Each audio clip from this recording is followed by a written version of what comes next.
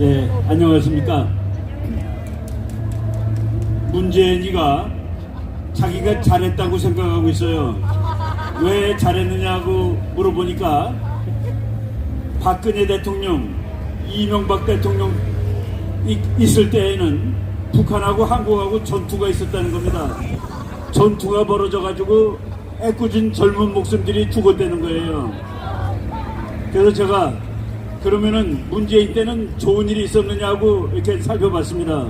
여러분, 지금 북한이 핵무기를 거의 완성해 가는데 핵무기는 두 가지로 구성됩니다. 하나는 미사일입니다. 그리고 미사일에다가 폭탄을 다는 거예요. 그래서 핵폭탄 더하기 미사일, 그러면 이제 핵무기가 완성이 되는데 그 미사일을 만들기 위해서는 연습을 많이 해야 됩니다. 쏴봐야 됩니다. 북한이 미사일을 지금 대단히 잘 만드는 나라가 됐고 다른 나라한테 팔아먹는 나라가 됐는데, 그러기 위해서는 실험을 하는 겁니다. 실험을 어느 대통령 때 몇 번을 했느냐, 이거를 제가 살펴봤더니 김대중 대통령 때 한 번 쐈습니다, 북한이. 그리고 그 다음에 노무현 대통령 때 11번 쐈습니다.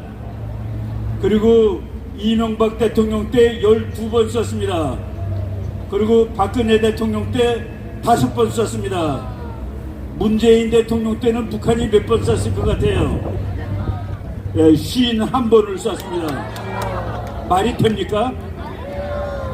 북한이 미사일 쏠 때마다 미국이 다음번에 쏘면 너 가만 안 둬 하고 겁주러 옵니다.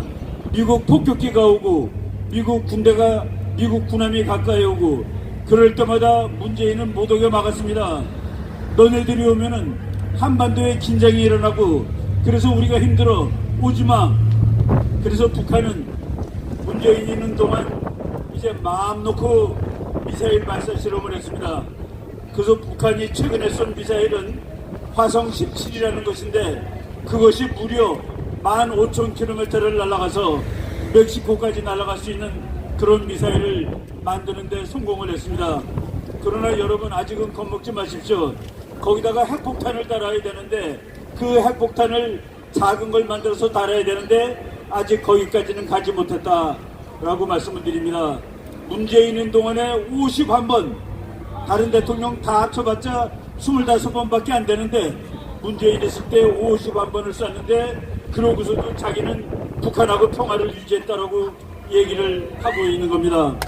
바로 5월 25일 날 북한이 미사일을 3발 쐈습니다. 5월 20일 날 미국 대통령이 올 때 미국의 국가안보보좌관 이름이 아주 재밌습니다. 우리말로 하면은 야곱 예레미야 설리반이라는 사람입니다. 미국식으로 발음하면 제이콥 제레마이아 설리반이라는 미국의 국가안보보좌관이 김정은한테 정은아 들어라, 정은이 듣고 있나? 라고 하면서 이제 말을 했는데, 뭐라고 얘기를 했냐면은, 너 미국 대통령이 일본하고 한국에 있는 동안 핵실험을 하거나 미사일 실험을 하게 되면은 이 동네에 와 있는 미군이 거기에 상응하는 행동을 보여줄 거야 라고 겁을 줬습니다. 그랬더니만은 그것이 무서워서 그런지 5일 동안 조용히 있었습니다. 그런데 미국 대통령이 일을 다 마치고 미국으로 가는 동안 거기 뒤에다 대고 3발을 갈긴 겁니다. 한 발은 대륙간 탄도미사일이에요. 한 발은 일본까지 가는 겁니다. 한 발은 한국까지 오는 거. 그래서 3발을 섞어서 쐈습니다. 아주 재미있는 거죠. 미국까지 가는 거, 일본까지 가는 거, 한국까지 가는 거, 그렇게 3발을 쐈는데 한국으로 가는 것은 불발탄이었습니다. 올라가다가 터져버렸어요. 그런데 우리나라 새로 된 대통령이 그래서 대통령 되자마자 보름 만에 국가안보회의라는 것을 소집을 했습니다. 국가안보회의를 소집해가지고 문재인이 있을 때는 뭐라고 그랬습니까? 규탄했습니다. 규탄만 한 거예요. 유언만 표현하고.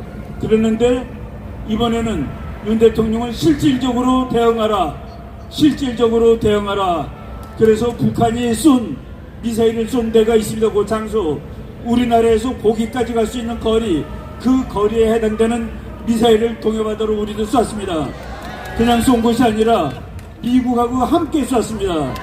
그래서 한국과 미국이 북한이 미사일 쏜 그 자리를 쏘는 바로 그만큼 날아가는 미사일을 쐈는데 그것을 국제정착으로 말하면 원점 타격입니다. 북한이 미사일을 쏜 그 자리를 쏘는 그런 미사일 훈련을 했고, 그리고 비행기, 아주 좋은 비행기 F-15라는 비행기가 있는데 그거 30여 대가 비행장에서 그냥 천천히 무기를 까뜩 치고 천천히 뜨지 않고 그냥 굴러갔습니다. 그거를 코끼리 걸음이라고 그러는데 그거는 언제든지 떠서 북한을 폭격할 수 있는 그런 연습을 한 것이죠. 그리고 또 하나, 미국의 폭격기 B-52가 와서 동해바다를 여러 시간 날고 갔습니다. 김정은이가 다음번 미사일 실험을 하려면은 이제는 맞을런지도 모르겠다라는 것을 각오를 해야 될 겁니다. 김정은이 잘 봐라. 다음번에 또 한번 까불면은 한국과 미국한테 너 맞으면 너 죽을 수도 있어. 네, 우리는 이제 용감해야 됩니다. 씩씩해야 됩니다.